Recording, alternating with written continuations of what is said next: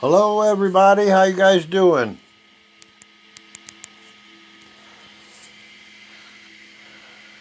I'm just going to wait here a few minutes as I usually do to wait for everybody to come on in here and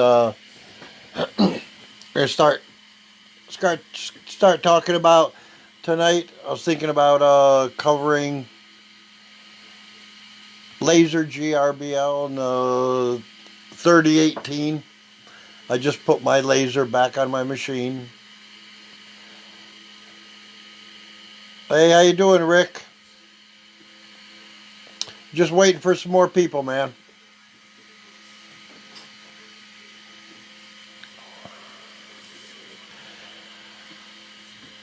So you been doing okay, Rick? With all this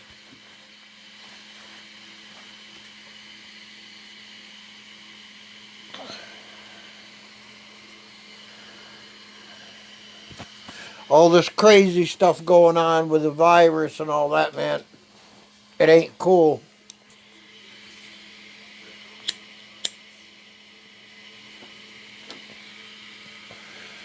Okay, I got a couple people there.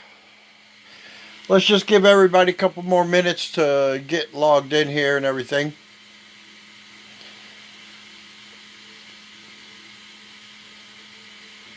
I'll be getting you started here. We'll go through LaserGrbl.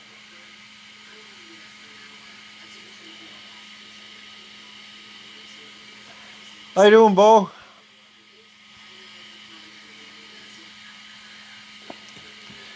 Like I said, we're just waiting for people to log in here.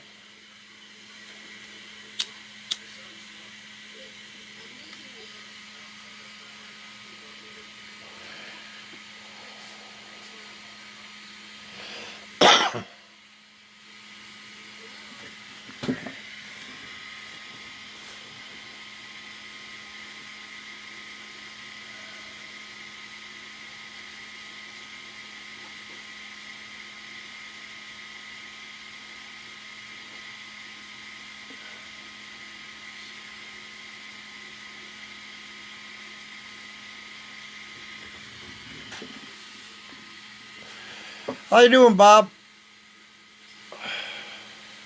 Glad you can make it, man. We're just waiting for the people to get in here. Some are having a little bit of a problem getting in. Been playing with my machine lately. I actually haven't used my 3018 with that big spindle or anything since I left your home. Been busy teaching everybody, but finally, man, I had to get back on it, and so I fixed it all up and been doing some carving. Just been playing around with running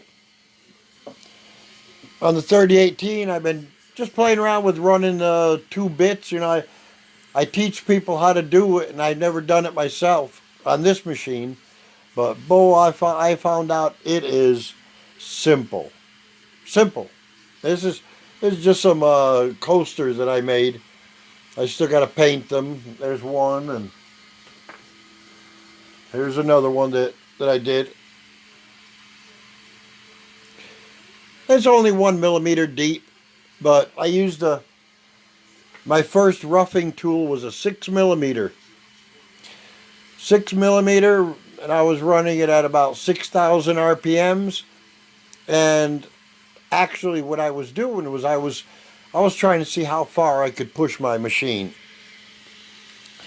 And I had it up to 400 millimeters per minute.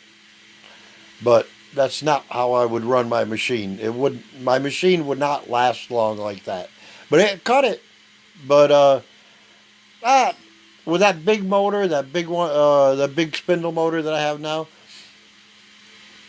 I can run 300 millimeters a minute, and depending on the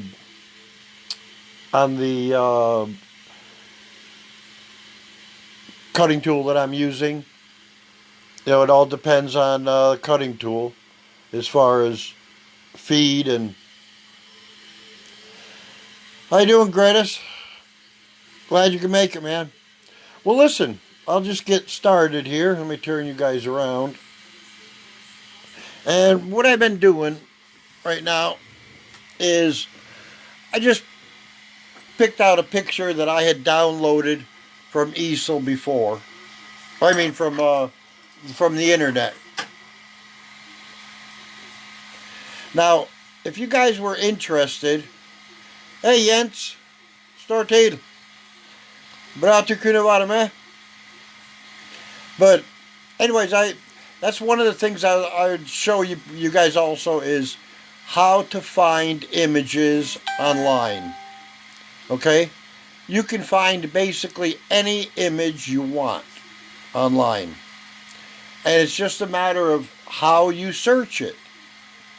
Now, what I did was I brought this image in on Inkscape, and you see down here where the line is, there was a name, and that's all I did was covered it up with white, and that won't be there. So what I've done now is I go here and I go to File and I save as,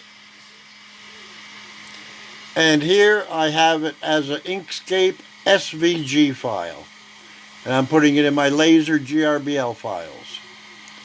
I just say save, and it says it's already there because I already done it. So it's there now. So now I can close LaserGrbl. I mean Inkscape, I'm sorry. And here we have LaserGrbl. I just had to update the latest version so that I'd be up to par on everybody. Alright, the first thing you're going to notice that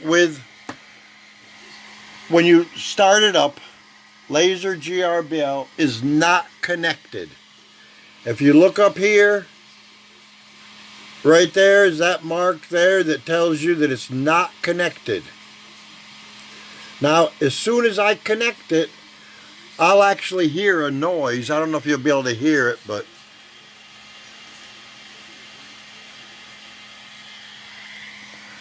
wait 1 second. Access to port is denied. Oh, okay, I got 2 LaserGrbls going. That's why. Okay, here we go. So it's not connected. Let's see if you can hear it. No, didn't make any noise. So it was where it's supposed to be. And let me see. Okay, I am connected. If I put my mouse up here, you'll see disconnect. Okay, so now I am connected. I want to check to see if it is connected. Now this is a little icon I made down here, and it is to turn the laser on and off. And I can turn it on, and you see there's my laser right there, and it's focused right there, and it's on low power. For any of you people that have LaserGrbl and you do not have this icon, I'm going to show you how to make it. What you do is you go over here in this area here and you right click. How you doing, Josh? Glad to see you can make it, man. So you right click here and it says add custom button. Okay? Now, what kind of button do I want? I want a 2-stage button. In other words, press on, press off. So I want a 2-stage button. How you doing, Steve? Glad you could make it, man. Alright, so in G code, you want to turn the laser on. And what we use for laser on is M M4. So here I type in M4. And then I want to put in how the intensity, because I don't want it, when I'm just looking at it here, I'm using, see, it's not burning my finger. If it was full density, I mean, it would burn my finger. But that's all I want it to do, is I want to see that it's focused, and I want to be able to move it around to my 0 point when I get ready. Okay? Now, so I'm going to say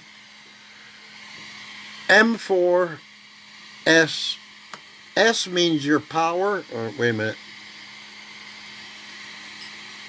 S 10. The power of 10. Okay? Now, that's what we want is when you press the button, you want to turn your laser on at a intensity of 10. And then here, the next time you press the button, you want to turn it off. And that is M5 in G code. M5. This actually M4, I'm going to tell you a little bit about G code. It says right there G code. And I have here's my chart right here. And you can get these pocket G code. You can find it if you just search on Google. Search on Google and you can get all kinds of commonly used G codes. Now this is for turning center. This is for a CNC lathe. And then this here is for machining centers. Okay? And right down here you'll see M4, well, it's M3 is spindle on clockwise. M4 is spindle on counterclockwise. Okay, and M5 is spindle stop. Okay, so we're gonna, and then let me say they don't show S. No, they don't show S. But anyways, S is used for your spindle RPMs if you're on a spindle machine. So then here, that's all I have to do is say M5, turn it off. Then caption. And caption is laser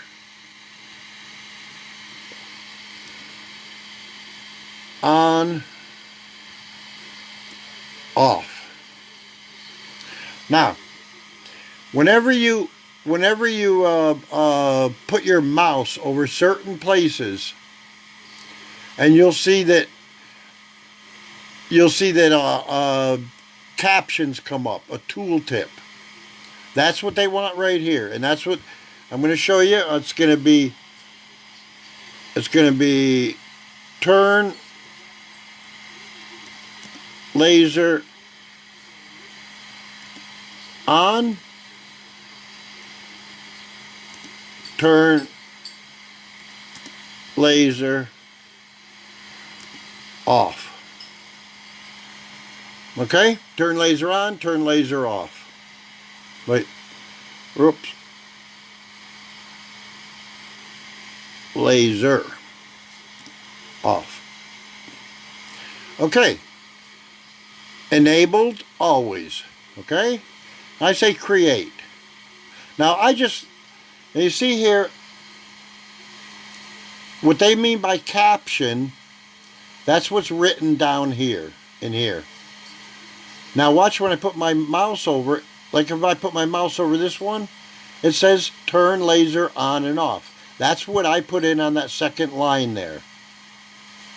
So this one here, I can right click it and I can say remove this button because I already have one. Remove it, yes. And I have this button here.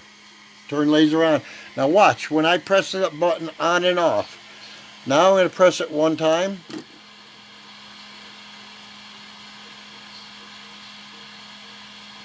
There. Now I'll turn it off. Turn it on, turn it off. Turn it on, turn it off. So now I can, by turning it on, I can move my, now here, how to jog, okay? How to jog your machine. Remember, all these arrows, they are representing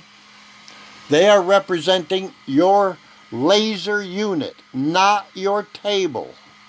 So where my mouse is right now, down here, if I press that, the table is actually going to go backwards.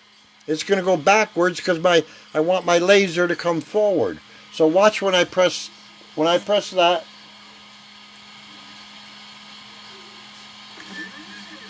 See, it's bringing the laser forward, not the table. And that is also true for easel, okay? Now, this slider here, it tells you right there, step. This means how many millimeters it's going to step for every time I press one of these buttons, okay? If you press this button, it's going to go back to your home position.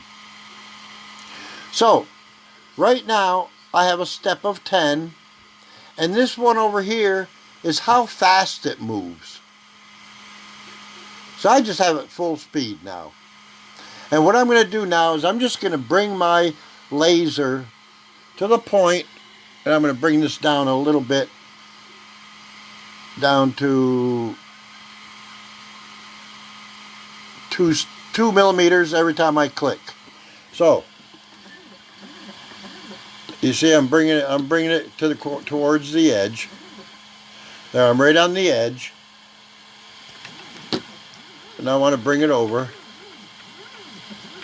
because my picture, if I did everything right on my picture, it should be basically my 0 point should be there. Okay? So now my 0 point is right here. Right at the corner, which is your 0 point here. And look at here. Here's my G codes. These G codes represent every mouse button I've pressed right now. And here it says that I've moved 2 millimeters of a speed of 1,000, and I moved. That's where I jogged it. Okay, so this is going to show you all your G codes as the program's running. These are going to be flying by. All right, let's start with file name. File name, I'm going to say group. Wait a minute.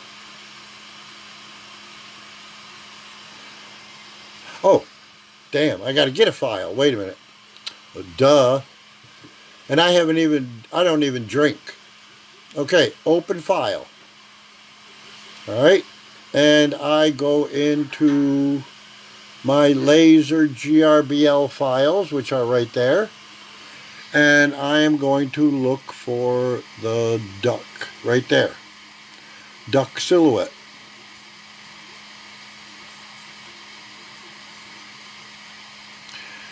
And, wait a minute, there might be another one.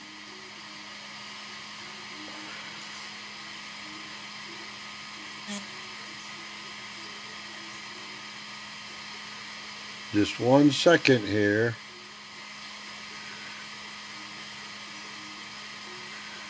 Okay, duck silhouette. And obviously, when I brought it in,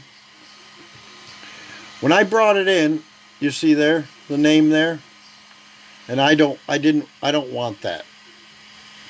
So I want to crop my image.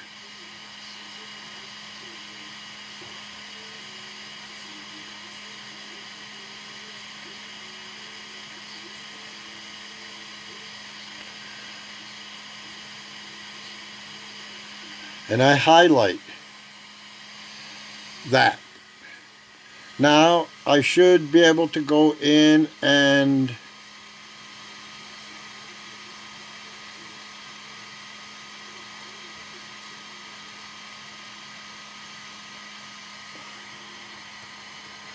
let me see.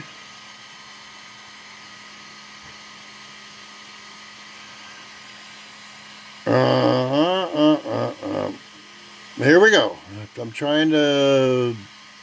That wasn't supposed to come... It wasn't supposed to be on there.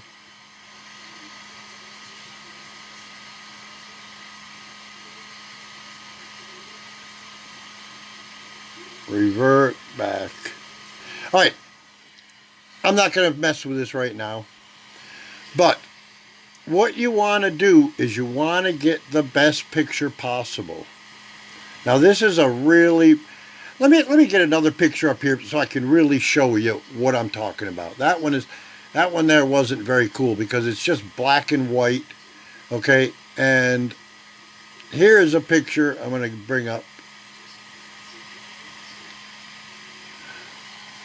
This is actually the submarine my dad was on during World War II. Alright, now here is really, really where you have to start playing with all these sliders. Okay, the first thing I'd start out with is you have the preview, and here's your original. There's the original, there's the preview. Okay, first thing I want to do is I want to find the best quality of these.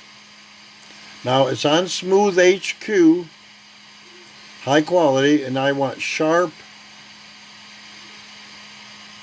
nearest neighbor. Okay, now let's see what that does. You see, it made it a little bit darker. If I go back, that's what that does. Okay, so let's just say I figured that one, I want that one, that's the best one I want. Then I go next to brightness. And you adjust it. As I adjust, I'm going to move it here. And I'm going to adjust it little by little. And I can get some clouds in there if I want. So let's say that's clouds there. Then I want to play with my contrast. So I bring my contrast all the way up. You see what happens? Everything has disappeared from the sky. And then I bring it down, and it'll start making the boat black, and you'll start losing detail. Okay? So right now I have it all the way up. So I have contrast all the way up, brightness all the way down. Now I can try, with my contrast all the way up, I can retry my brightness. And I can make it brighter so that about there, let's say there. Now, I go back up here again and I look at see if there's any difference. And there's not that much difference. You just pick out the one that you think is best. And I have sharp nearest neighbor. Now I've adjusted my white clip. I think I want to go a little bit darker with it. Oh, wait a minute. H cube, by cube. There we go.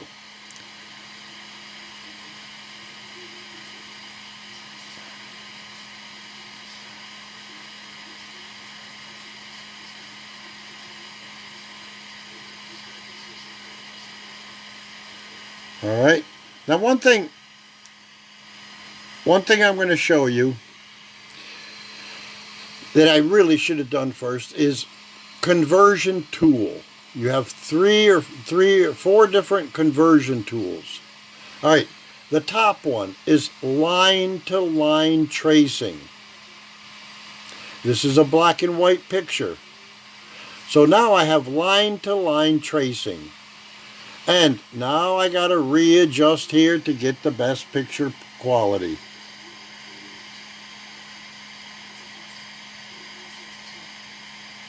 Let's see there. Let me see contrast.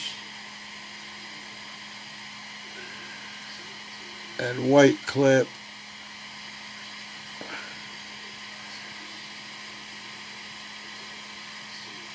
And you see how different when I bring the white clip. If I bring white clip all the way down, let me see. That's white clip all the way down. And then white clip halfway up. And then white clip all the way up. And it's really not a very good picture. And I want to keep on adjusting it until I get it exactly the way I want. Okay? All right. Now, so line to line trace will work better on some pictures than others. Now, remember, you have to remember one thing here. I'm going to talk a little bit. How you doing, Donald? I'm going to talk a little bit about black and white dithering. Okay, now you have to think of this, that with a laser, you either have black or well, actually, on a newspaper, think of a newspaper. They only print with black or white. I mean, it's either actually not white, but they only print with black. So to achieve gray scales, if you ever looked at a newspaper with a magnifying glass, you'll see tiny, tiny, tiny, tiny dots, which make up the picture. And the farther away the dots are, the lighter the gray, the closer they are together, the darker the gray. Okay, now watch when I click on this one here and look at the difference. Okay, you see it's all made up of tiny, tiny, tiny dots. Now, then you have vectorize. This is the next one down. Vectorize. And you see there it's basically going to, I think what it's going to do here is it's just going to print the outline. Now let me just change some settings up here to see what happens.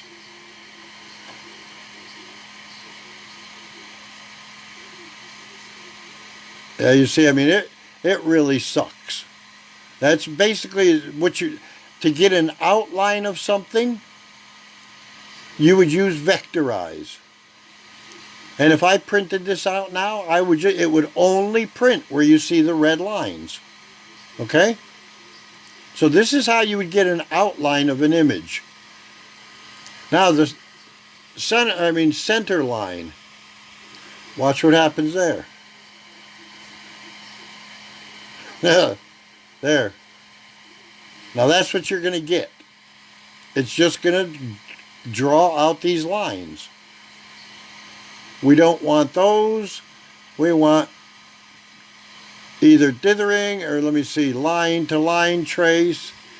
But that one there looks so blah. So I'm going to go back to black and white dithering. And then I'm going to go back up here again. And let me tell you, the more time you spend on this window is going to reflect on your print. And so here you got your brightness again. Let's try a little bit of just, okay, it's too bright.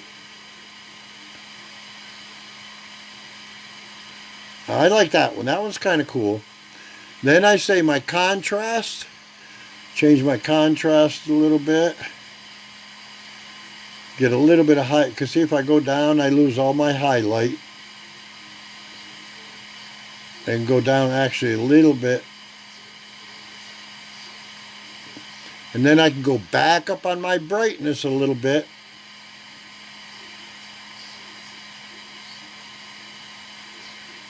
Kind of like that. And then if I change my white clip, that's all the way down. If I bring it all the way up, it's like that. So if I bring it in the middle, it'd be like that. Now, since we are using 1-bit black and white dithering, that means that this whole picture is going to be made up of dots. Now, for dithering, right here, it has it right here. Let me get you focused in here. Dithering options. Now, you have dithering, and you have different kinds of dithering. Now, I'm going to click on each one, and I'm going to tell you, this one here is called Atkinson. Now watch the difference. Okay, you saw a little bit of difference there.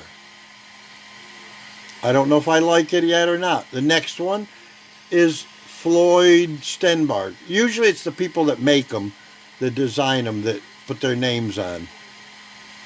Now that one there I didn't like. There's too much crap up in here, which I can also go up and readjust. Okay, but I just want to see which of the dithering programs are best. So the next one, I'm going to go down, and it's called Burke's. All right, not much change there. The next one, Jarvis. A little bit better, a little bit better. Then you have Random. Nah, that'll make you puke. And then you have Sierra 2. Not bad. Then you have Sierra 3. Which is kind of okay. And then you have Sierra Light. No. And then you have Stucky. Last one, Stucky. And no, I didn't like that. I think the one that came out best was, I think, Burke's. Or, let me see, Atkinson. No. Jarvis, yeah, that was okay. Now I'm going to leave it on Jarvis for right now. Now I'm going to go back up here again, and I'm going to try Sharp and see what happens. And I'm going to go back again and see which one I like best.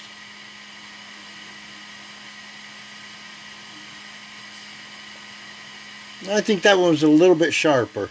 Now I'll readjust my brightness. And I'll readjust my contrast a little bit. And then I can readjust my brightness down a little bit. And you see, I'm really starting to get a much better picture now just by playing with these here.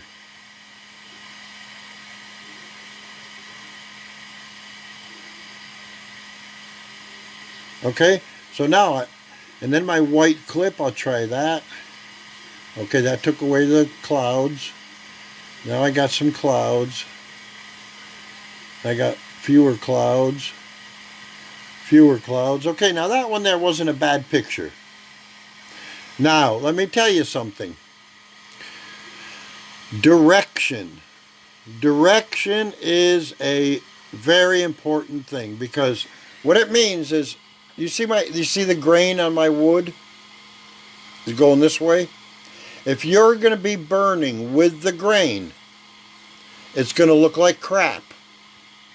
So, on this one here, you can either go vertical, or diagonal. Diagonal usually works the best. Now, here, whenever you see a blue marker like this in I for information, and it says if resolution does not match with stepper motor pitch, some artifacts may appear. Click to compute a reliable resolution. Okay, if I click on that,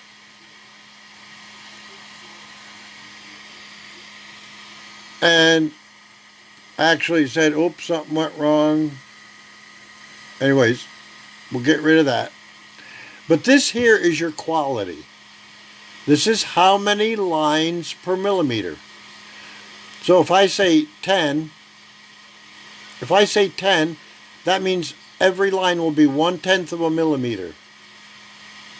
Now remember, the higher you go on this, the longer your print is going to take.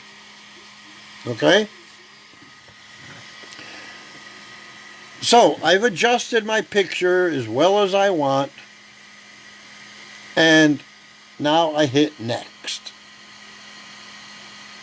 Now here, engraving speed.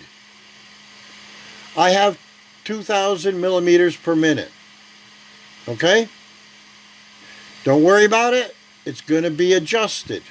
Alright? And then all of these here. Now, what I've read before, here it says GRBL supports variable output power to produce grayscales. This requires your hardware to have a TTL controller on laser. Click for more information. Okay, now I was told 255, which is in hex FF.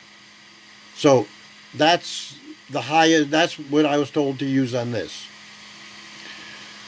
Image size. Okay, now I have my image size. My width, I know, is 90 millimeters.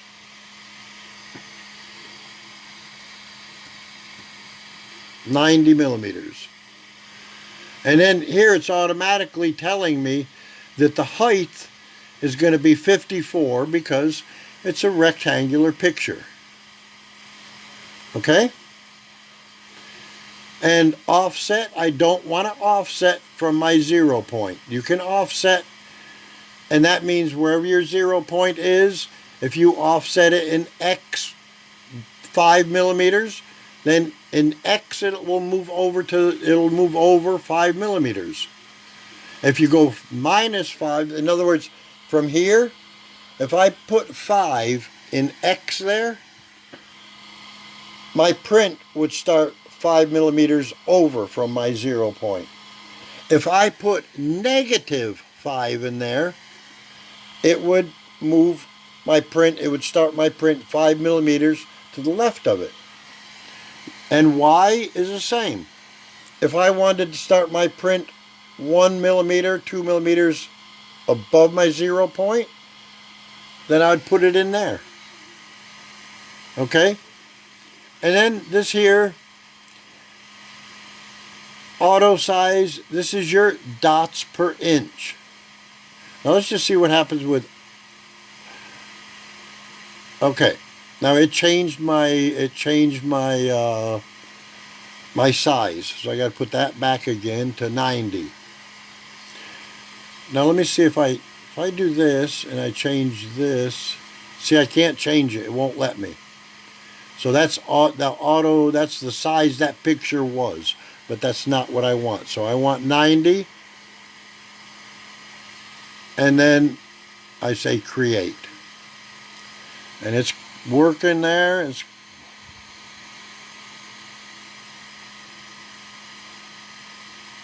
Now that's what it's going to look like.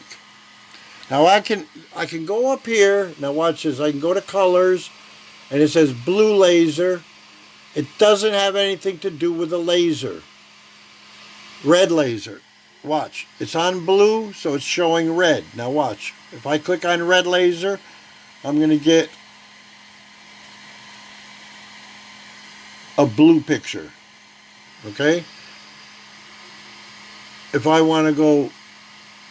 Now, these are just colors of your image and your backgrounds. So, for example, if I say hacker, watch, there you go.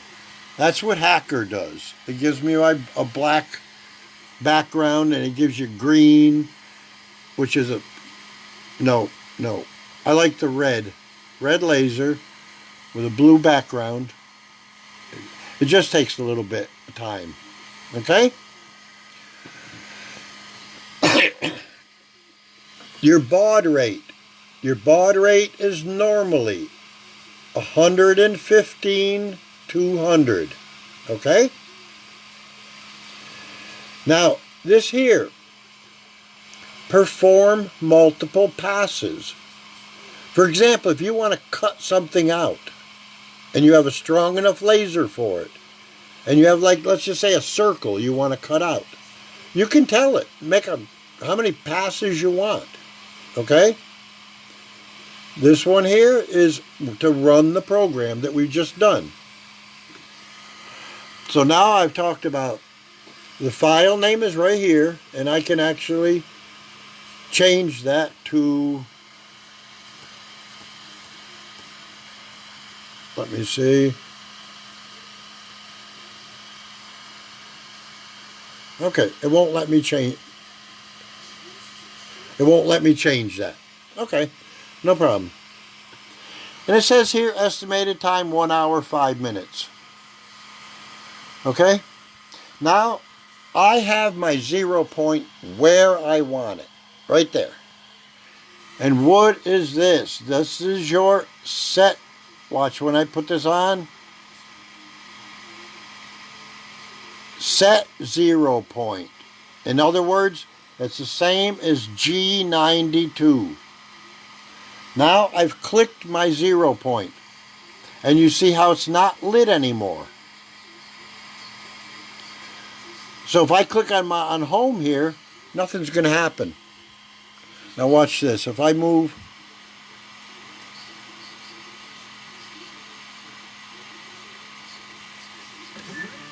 if I just move here like this, okay, and then I hit home,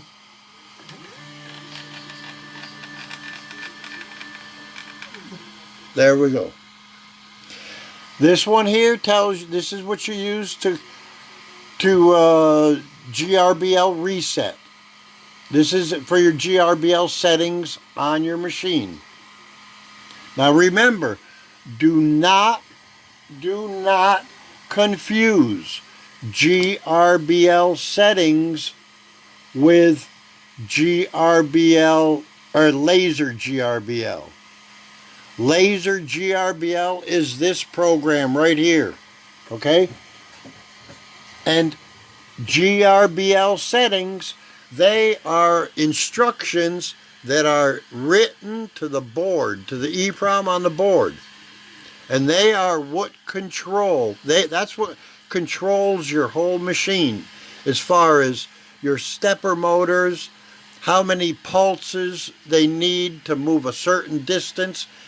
That, all that there, and I can show you real quick. And I always tell everybody that when you get a 3018,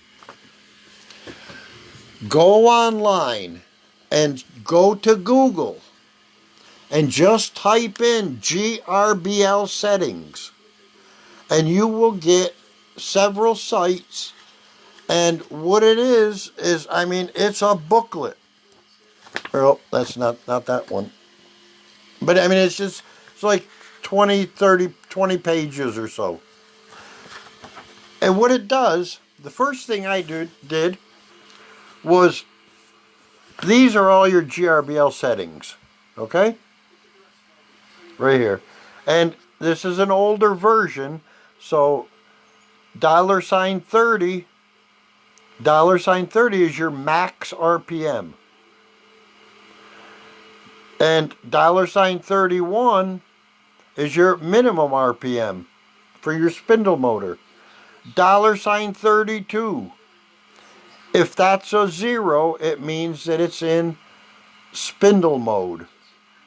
If it's $32 equals 1, that is in laser mode. Okay? Hey, Manuel. Okay. And I highly recommend that you really, really print these out and read them. I mean, here you can reverse. When I got my machine, the X, and I put it together, the X-axis was reversed. Left was right and right was left. So that's had to be changed with GRBL settings. So I went in here and I found step port invert mask, direction port invert mask, 2 and 3. Okay, now watch. I'm going to show you just to give you an idea. And it starts right out with $0 equals 10. Here it explains every step, pulse, microseconds. You can actually tweak your machine to go faster, slower, whatever. This one here, $2, step port invert mask binary. Okay, don't worry about it. You'll have to read it. But what I'm getting at is, now on my machine, my X-axis was going in reverse. Y-axis was okay and Z-axis was okay. So I come in here and it says, let me see, get a good picture. Invert X, invert Y, invert Z, no. So that's Z, it should be 0. Thank you. Baby? And then, now, I want to invert X. So, there it is. Invert X, yes. Invert no, or Y, no. Invert Z, no. So that's the one I want. Mask, that means it's just a number, okay? These are hexadecimal. I mean, binary. 1, 2, 3, 4. 4 and 1 is 5. 4 and 2 is 6. 4 and that's 7. You see it right here. So if you want to learn binary, this is how you can learn it. And the next number after, it'd be, the numbers are 1, 2, 4, 8, 16, 32, 64, 128. Okay? So if you wanted 129, it would be 1, 1. But anyways, that's just to tell you about it. So I found out that this is the one I wanted. Right here it says, setting value, 1. So I set my value to 1, bang, it was fine. And it reversed it. And then I also did it on number 3. $3 uses the same procedure, and I did that on both of them, worked fine. And then my Z-axis, the problem I had with the Z-axis, it was only moving 1/5 of what I told it to move. So when I told it to move 10 millimeters, it only moved 2. So then I had to come down here, and I found here.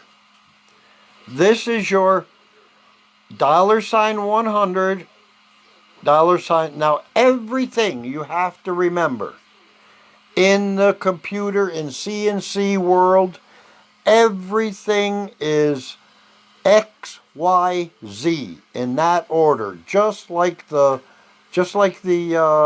alphabet. X, Y, Z.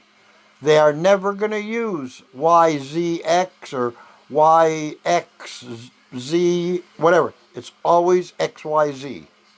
So when I see these numbers here, X, stepper motor, step per millimeters.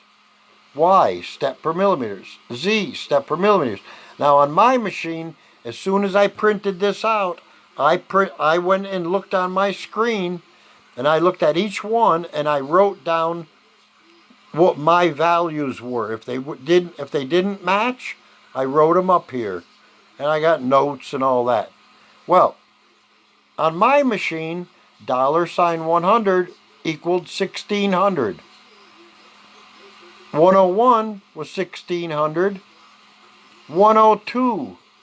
You see here, it was 320. Okay, that is 1/5 of 1600. I changed that number, that $102. I went in, I said $102 equals 1600. Boom, problem solved. Okay, so this is just, I'm just telling you that if you own a 3018 and you really, really want to understand how it works, this is your Bible for the Arduino controller board. Okay? And talking about Arduino controller boards, that's what we also do in this group. There's people that are learning how to program Arduino boards by using code. Okay? And you can make these boards. I'm just going to show you real quick. Just real quick. I'm going to show you something here. And this is what I'm talking about. This is where I play with stuff. Here this is my controller. I can change waveforms, coarse, fine adjustments, amplitude, DC offset. Everything here, I can mess with it. Right here, I have a Arduino CNC board, and it has X, Y, Z, and A. This is X, Y, Z, and then an A. So I actually have 4 axes on this. And I'm using this now, hooking it all up and getting everything. So I'll be able to run it with the stepper motors, to get them tuned in with the stepper motors and that, because I want to build my own 3D printer. But I already have one. But I want a bigger one.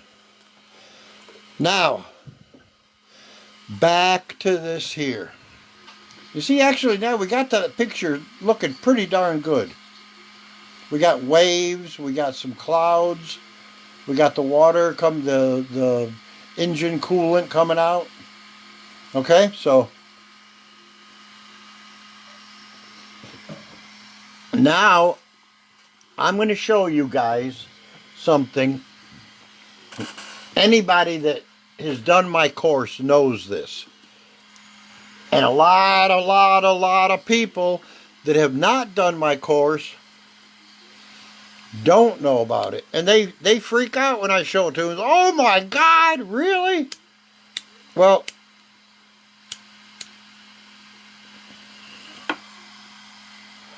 what I'm going to say is one of the most important areas of this whole thing, okay, this whole thing right here is right down here. These 3 boxes. S, remember I told you, S is your laser power. G1 is your linear movement, your feed rate.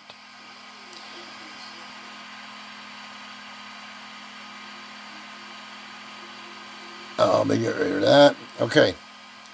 So this is your laser power. This is G1 is your feed rate, your linear feed. G0, that's rapid feed. Now watch this. When I click on this one,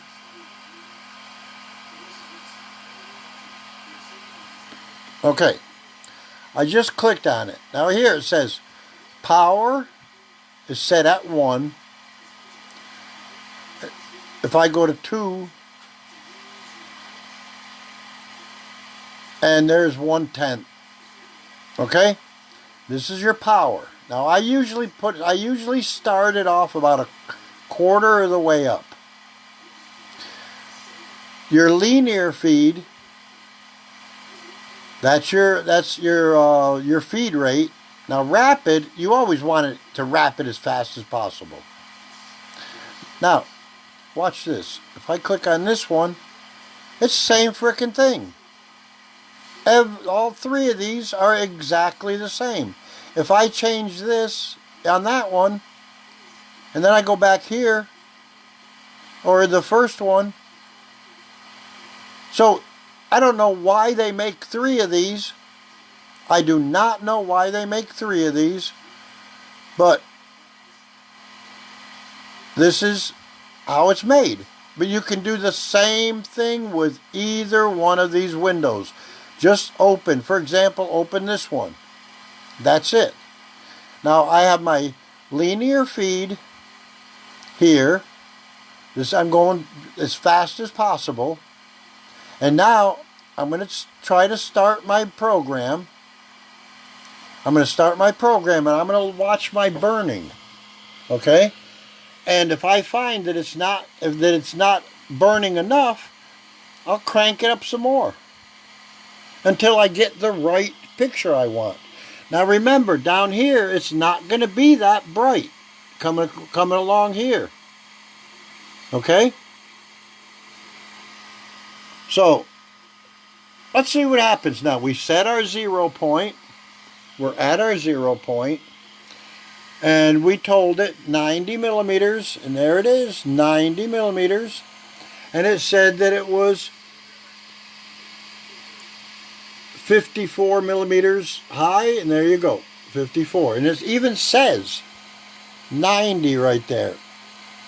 Okay, 90 and 54. All right.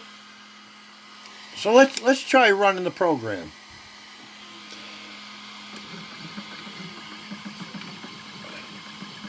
Now I can see right now it's not burning. Now I jack it up some more. And it's still not burning. Okay? And I jack it up all the way.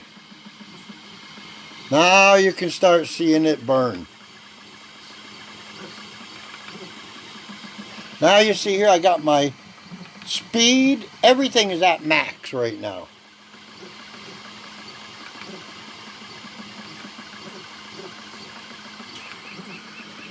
And then, actually, as it starts burning, it kind of looks like, now that I'm starting to see it, it's starting to be like too much. When it gets all these little dots close together, it's getting to be too much. And I don't want complete black. Now, I want to say one thing about this. One thing.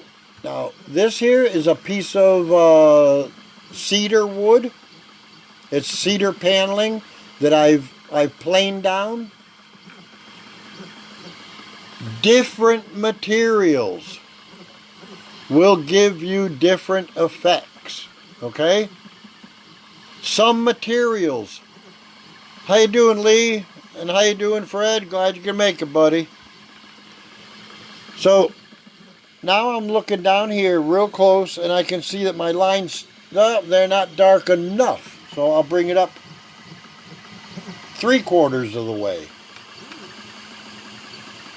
And I'm watching my line. As you can see my line now, and I can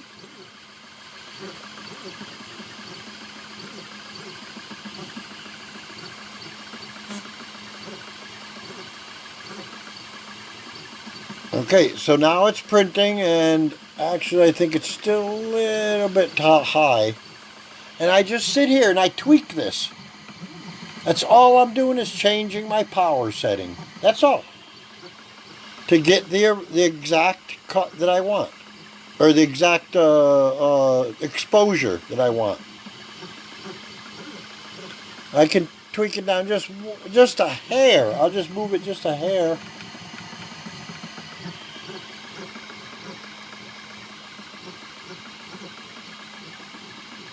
There we go.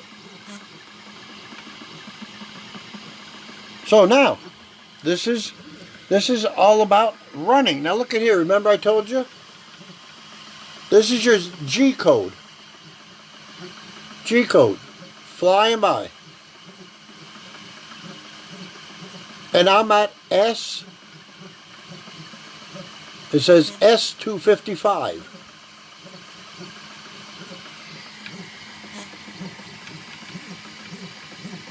Okay? And if I, like I said, either one, if I click either one of these, they're all the same. It does not matter which one you are using. They all do exactly the same thing. And as soon as you start your machine, now I can stop it.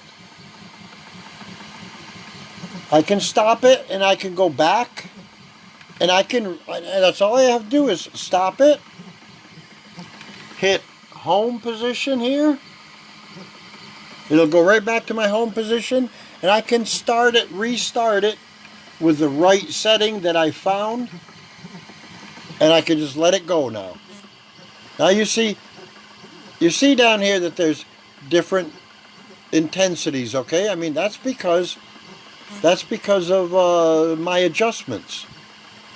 And what you're seeing here is a great big blob, but it's actually pinpoint when I'm looking at it. Okay? So that's, I mean, it's easel. I'm sorry, LaserGrbl.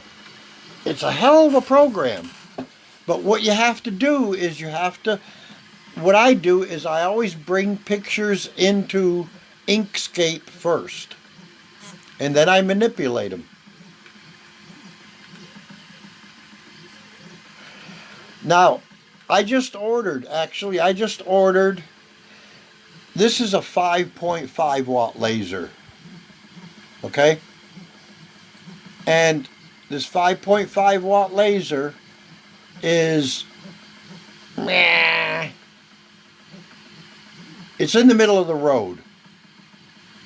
It's okay for engraving, just pictures and stuff like that.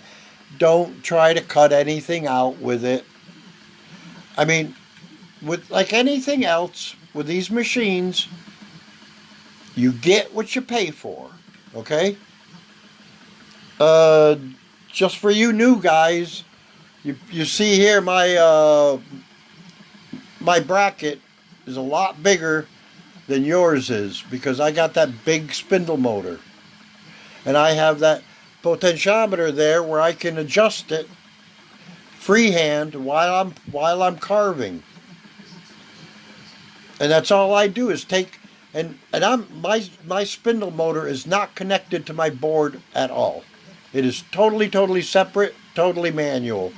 So when I want to use a laser, that's all I do is plug my laser in.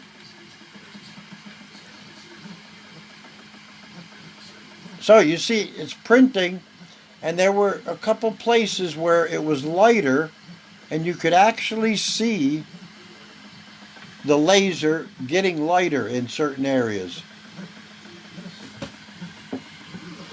But you see here, let me see if I can get a good picture.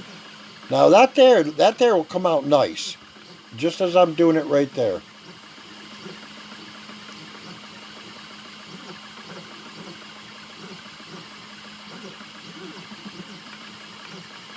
You see in the beginning there, in the beginning right there, you see I had it too high and then I had it too low.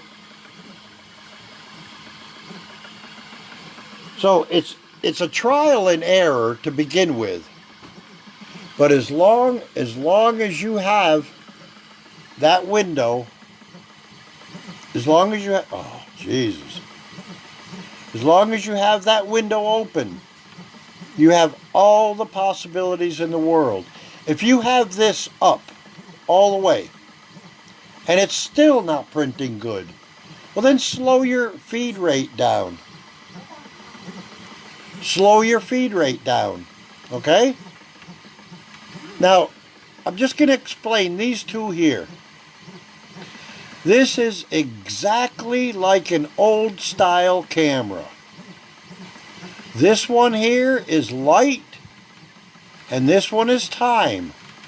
On a black and white camera, to get a perfect exposure, you have to have the perfect combination of light and time to give you a correct exposure.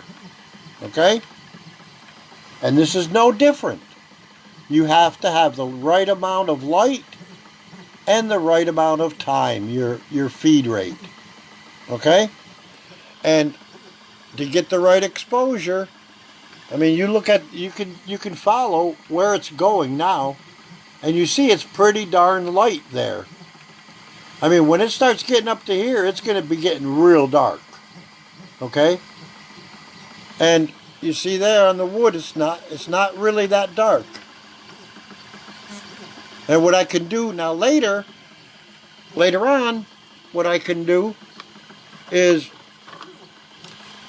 this is my screw up right there, okay? That's my adjustments, getting it right. Later on, I'll cut these, I'll make a radius on these corners. So I'll have a radius here, and a radius here, and a radius here, and a radius, cut away my screw ups, okay? That's how frickin' simple this is. It is not rocket science. Here it says progress, 9 minutes. And here it says time, 9 hours and 27 minutes. Now I'm going to tell you guys one thing about these lasers. Now my machine, I have the aluminum bed. Okay? If something was to happen in the program, and it does happen, and I'm going to explain why. But it does happen that a program can screw up, okay? Now, when a program screws up, it can stop in one place at full power. And I'm going to tell you something. This machine, it wouldn't do me, it wouldn't, with that 5.5 watt laser, nothing would happen. It would just burn a hole pretty, well actually after a while it would burn a hole through the wood, and then it would hit the aluminum and nothing would happen. Okay? So, but the 6550 machine, or you people that are using the Shapeco or the Long Mill or any of those machines where you can also put a laser on, and you have a wooden table underneath it or wooden board. Hey Joel. And you have a wooden board.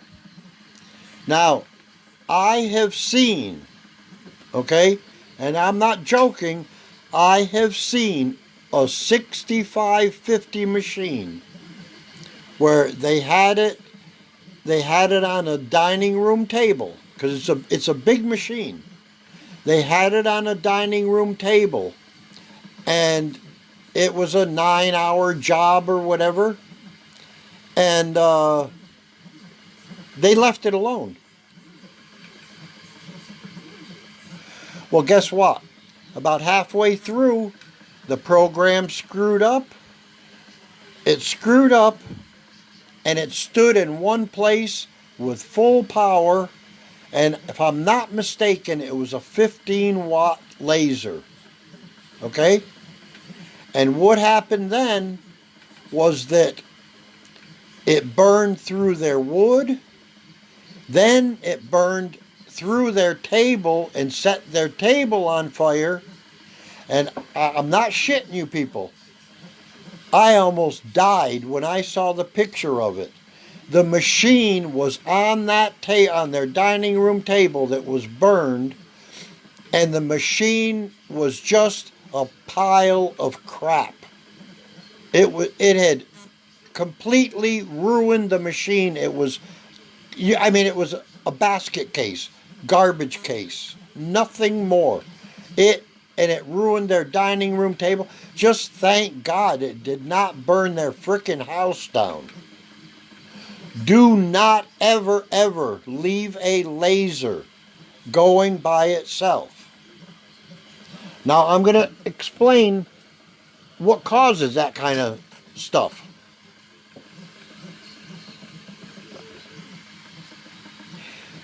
The 3018 is driven by the Arduino board right there. Okay? I say Arduino. It is made in China. It is a Arduino clone. Now, in China, they use the absolute, to them, money is money is money. And they don't give a shit about nothing else except money. Now, with that being said, their Arduino clone board uses the cheapest components there are. The cheaper the components, the more problem you have with electrical noise. Okay? So, those clone boards are susceptible to electrical noise. Now, electrical noise, right there, your stepper motors, that's all it is pulses going to them, okay? You got pulses going all the time on your stepper motors. And they are very strong pulses. These stepper motors, they have a lot of torque. I'm going to tell you, these machines are capable of tearing themselves apart. Okay? Just so you know it. There is a lot of power going to those stepper motors. Now, with that being said, the wires that go from the board to the stepper motor, okay, they are nothing more than big antennas. So, with that being said, if your signal cable is laying parallel, if it's laying alongside a stepper motor wire, and let's just say your job can take 5 hours, 6 hours, 7 hours, whatever, then let's just say after 5 hours, you get noise on your signal cable, and it's induced from the stepper motor, and it garbles the program. The program gets to the board, and the board does not know what to do, and it just stops. And that is, I would bet $1,000 that's why on the 6550 that burned up, I'll guarantee that's what happened. And so you want to keep your wires away from the stepper motors. Now here, my Z-axis stepper motor is not running at all because I have a fixed focal length and I adjust it up and down to get. Now you see here how nice this is coming out, and you see where we are there. So all of this, there's not going to be much deviation now. It's when we get up to the submarine that's going to be really cool, okay? But I'll post it. I'll post it in the group when it's finished. Now what I'll do is I'm going to go to bed. I'm just going to hit pause.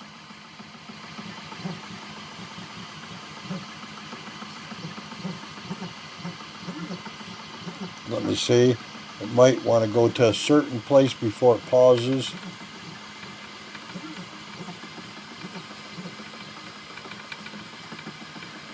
Oh, I wonder why it won't. Oh, I can stop it. Just hit stop. Duh. And I can start it again. And I can stop it. Okay? And what I do is I'll just go to bed. Leave it like that. Leave the computer on. And another thing before I forget it, when it comes to your computer, my God, make sure you turn off the go to sleep function. Okay? The computer, you know, with your that goes into sleep mode and stuff. If you are in the middle of a job and it goes to sleep, you can throw that piece of wood away because you're not going to be able to restart it. All right? So, just remember that to turn your sleep mode off on your machine, on your laptop or your PC, keep your signal cable far away from any of your stepper motor wires so it doesn't induce electrical noise. Okay? Now these here, people always wonder what these are. These are suppressors. These are supposed to take care of that. They don't in all cases. You can buy them. You can buy these loose on Amazon. Just search for wire suppressors, electrical noise suppressors, and you can buy them. You can get, I think, a four pack or whatever. Hell, put one on here, right next to the end here. Put one here. Put one over at the end by your machine. It helps because that will reduce the risk of electrical noise.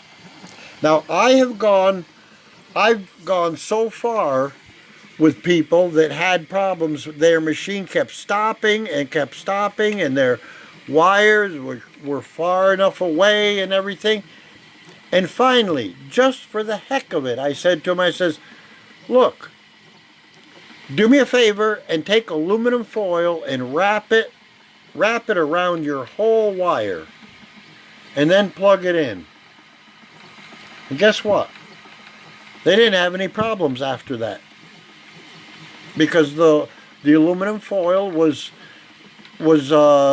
shielding the signal cable from the electrical noise from the stepper motors.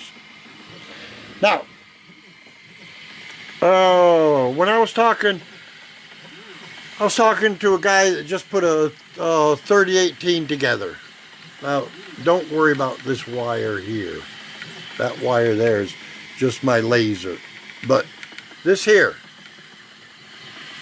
this is nothing more than heating and air conditioning people. They use these really long tie strips, okay? And that's all I did was I measured how far it had to go. And I cut it to that length. This side is not connected to anything. It's just hanging there. This here, I strapped it. Just the strip is strapped to the frame. Here, and here. From here, I just strap my wires to it. Okay, so now my wires are completely out of the way. I will never have a problem with my wires getting caught and get ripped out. You see here? You can see how the picture is starting to come out there. And you see here, that's my adjustments where I went dark and then I went light and then I found the right exposure, and that's what it is. And like I said, the whole trick to it, the whole trick is your gas pedal, and this is your gas pedal. These two here are your gas pedal and your brake. And this here is what you're going to use to get an exact correct exposure. So for example, right now, if I turned my speed down, because let's say these two combinations here, now I have a perfect exposure. That's what we're seeing there. And it's light. You see it right? That's where it's at right now. It's all light stuff. Right? And yeah, so back to this here. If I was to bring my speed down a little bit, then it would be overexposed because I didn't move this. I would have to move that with it. Okay? Move this one down, you move that one down. You move this one. Now I can't go any faster with this. So I'm going as fast as the machine can go. And now you have to think it's not moving very fast because it has to also use time to turn the laser on and turn it off, since this is dithering. Okay? Now if I did it, I'll bet if I did it line by line, I'll bet that it would go a lot faster. But everything I'm teaching you here about LaserGrbl, if you don't use it and if you don't play with it, you will lose it. Now see here, GRBL. Disconnect, reset, GRBL configuration, settings, material database. I'll bet you 90% of the people have never gone into material database and see what, I'll bet it tells you all the different materials and settings. Okay? Always, on any program you ever go to, go in and look at every one of these things. Look at them and try them. I mean, let me see, I don't know if it'll work while it's running. Yeah, it did. And then here it says, protocol. Now here you can have raster import. Now, protocol. That's GRBL. Is your protocol. Firmware type. GRBL. The awesome firmware for which LaserGrbl was developed for. Smoothie experimental. Support has been added recently and is not fully tested. That means we are guinea pigs. I just updated to the latest version today, because I want to have the latest version for you guys. So I am a frickin' guinea pig. If anything happens, I give them feedback and then they know. Here, USB serial, connection protocol. USB serial is the most common protocol, should be. Now, read all of these. Go in buffered. Buffered means in streaming mode. Buffered. Optimize commands, streaming, filing up GRBL, or filling up GRBL receiver buffer recommended. Okay? And if you click on these, here it tells you all the different ones about synchronous.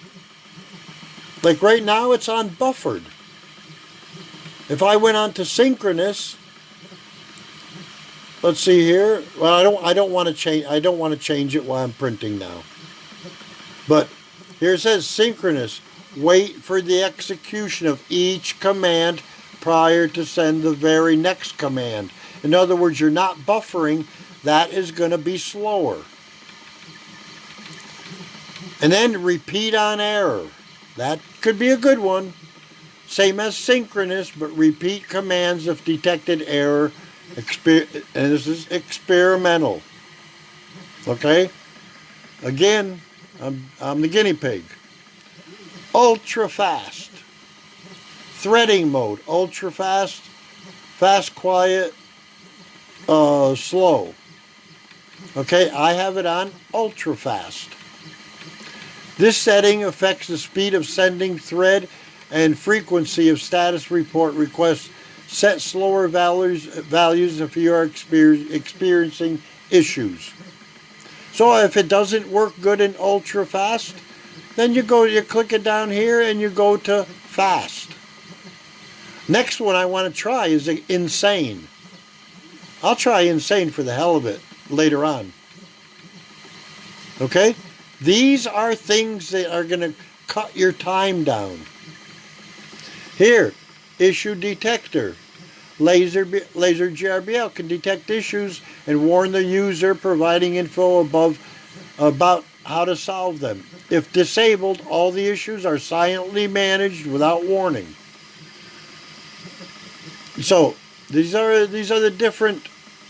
Like I said, remember here where I said smoothie, experimental. If you want to try smoothie, you click on that before you start your program. Or you have Marlin. Marlin's another one. Okay? By all means, put a garbage piece of wood on here. Find a picture and stop things and try different things. Okay? Don't be afraid of these machines. All right? Don't be afraid of them.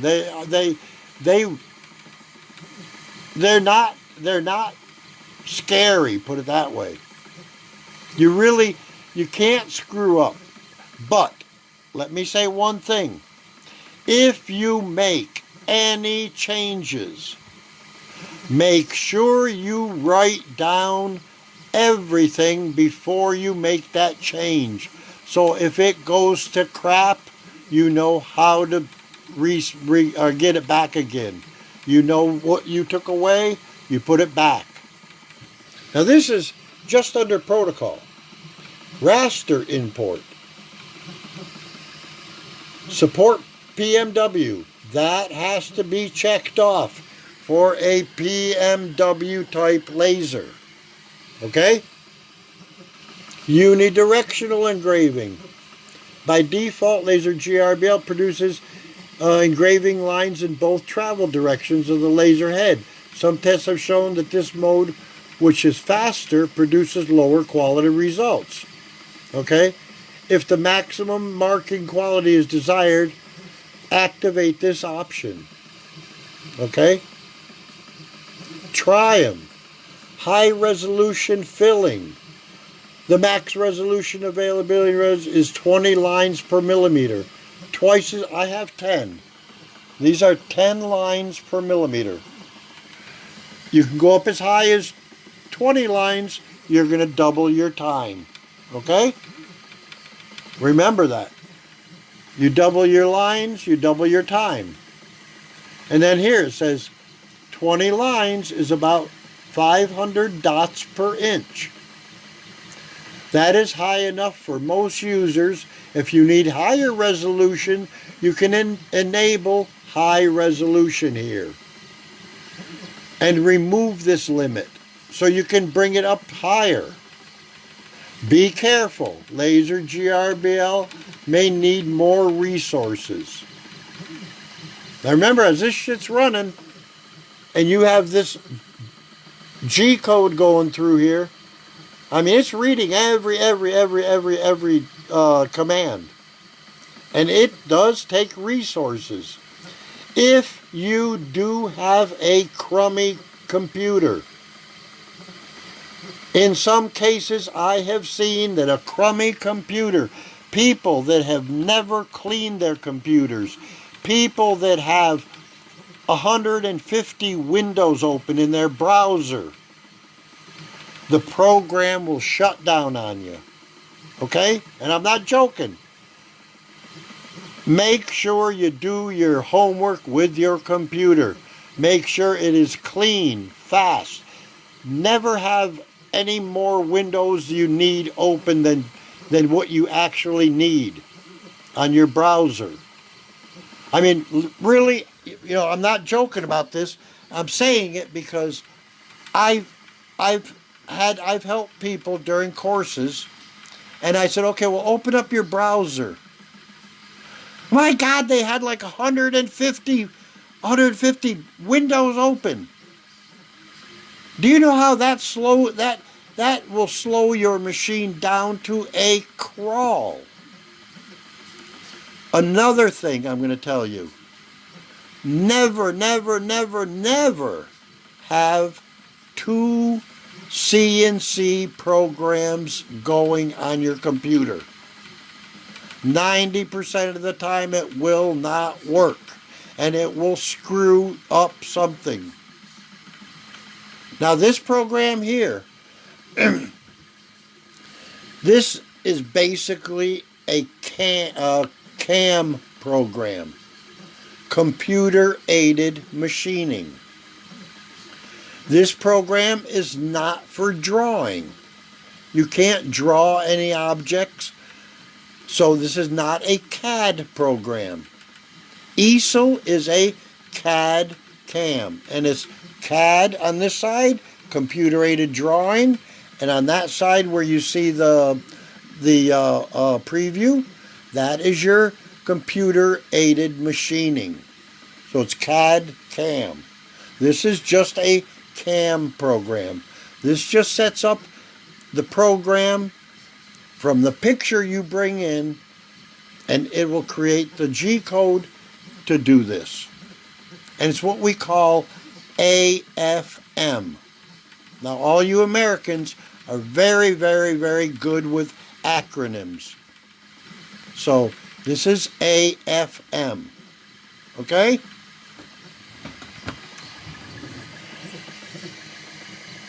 You have another one, jog control. Continuous jog. That means if I put this on and I hit this button, it's going to keep going until I let off on it. Okay? Slow Z up and down control. LaserGrbl is not designed to support Z-axis. If you have a 3-axis hardware, maybe you could find this option useful. Okay? So I can click this on, and if I say save, okay, it won't do it now. Let me just see here.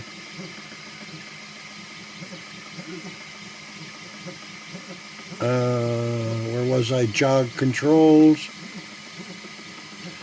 On next time, when I'm not running a program, I'm sure here I will get an up and down button, which I really want because I can move my Z-axis up and down. So this is a fixed focus laser. So that means that I have to move it up and down to focus it. I don't have the barrel where I can turn it. Okay? So with this one here, it's pretty cool. Now I learned this. I can use my Z-axis to focus my laser. Automatic cooling. Enable automatic cooling. Some laser diodes can heat up as too much if they run for a long time at highest power. To prevent diode overheating and increase your laser lifetime, you can add some automatic cool down cycles that insert some pauses during the engraving process. Okay? If auto cooling is enabled, the LaserGrbl will send automatic feed hold and job resume according to on-off timing configuration. Now, right here, on 10 minutes, I can say on 10 minutes, this is the time on, this is the maximum time that the laser will stay on during, okay, you can change this. Max is 10 minutes, it looks like. And then, how long you want it off to cool down. Okay? Now this here says, warning, this feature will only work with GRBL versions 1.1 version 1 with laser mode enabled. Okay, so I think it would work on my machine here. I've never tried it. G-code. G90, that uses absolute coordinates.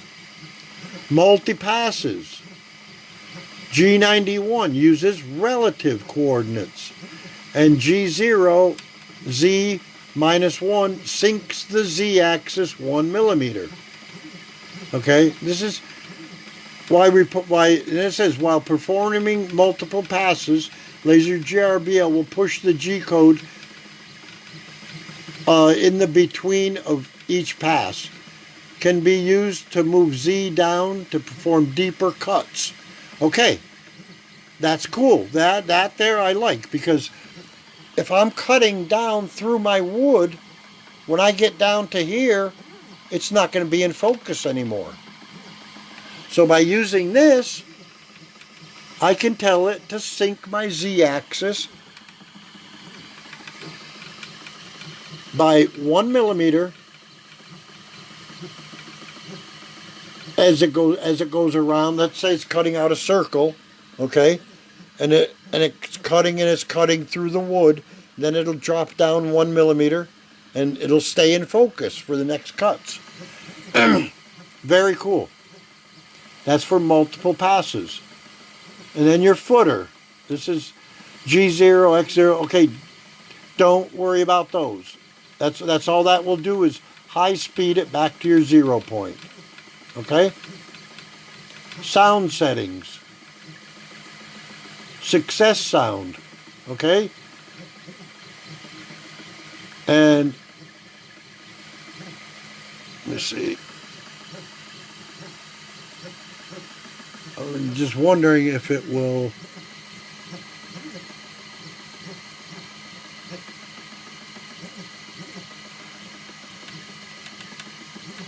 I'm just trying to see if it would make the sounds. But a lot of these, I don't think that you can do anything with them while the machine is running. All right, that was GRBL. That was settings.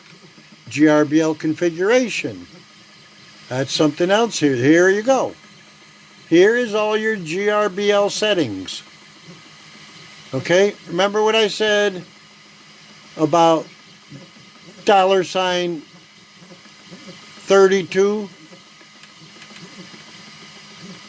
Or no, wait a minute. No, here. $32. Laser mode enabled. Okay. And here it says value 0. Now, that's asked backwards, because when laser is enabled, then that should be 1. Here's my Z-axis travel. Remember I told you 1600? I remember I told you I had to change the Z-axis from 320 to 1600, and then it was working good. These are all your GRBL settings. I'm not going to go into those. I want you to download those or print them off or whatever. Let's look at some more stuff here. Material database. There we go. This is a model of a laser units. Okay? These are all the models of the laser units. And here it says plywood. For example, this laser unit here, 1.5 watt. That's about as useless as tits on a bull. Okay? Now here, let's see what this is. There we go. This is the Ortour. That's the name, that's the brand. The Ortour, let me see.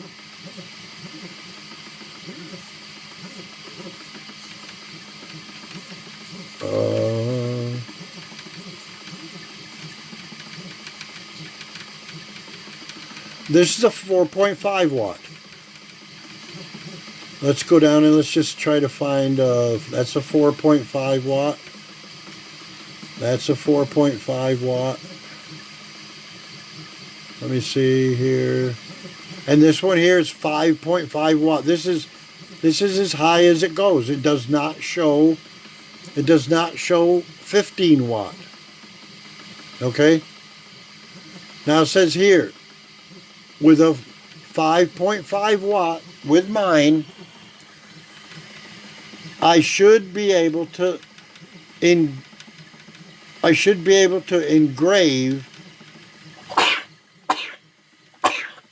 I'm sorry. I should be able to engrave on stainless steel. I call it bull. I don't think it will. Here, for example, this one here. This is a 5.5 watt leather. It will cut leather. Thickness 0.7 millimeters. Power 100%. It's even telling you speed 500 millimeters per minute. If needed to be adjusted based on different leathers, different colors. Okay?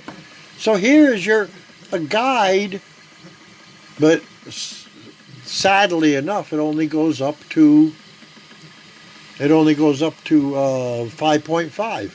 Now, I'm going to tell you something. I'll bet if you went on Google and if you Googled laser and material database, I'll bet you'll find a whole bunch of information of feeds and speeds.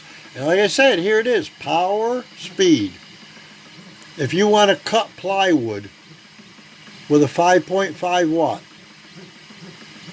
with 1.5 millimeter thickness, power 100%, speed 200 millimeters per minute, cycles 1.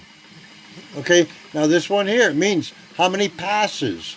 Remember up here, I showed you up here in that little window, the passes? Okay, let me see. Right there, your passes. When it says 2, you change that to 2. Okay? Here, I mean, and it's kind of like duh. 1.5 millimeter is 1 pass. 3 millimeters, you have to even slow it down even more, half the speed, and you have to make 2 passes. If you want to, on paperboard, you want to engrave on paperboard, use 20% of the power at 3,000 millimeters per minute. Okay? So you see all these different, this right here, these 2 combinations, they are the correct exposure for this kind of job right there. These are your exposures, just like taking pictures, but these are giving you close, or at least put you in the ballpark. Okay? So that's a good one to know. Material hotkeys. Yeah, you can mess with hotkeys. That's up to you. File. That's usually save advanced options. Okay. Color. We went through this. This just changes the color of the screen. Language. Okay. I mean, if you speak Spanish and you want Spanish, do it in Spanish. Or German.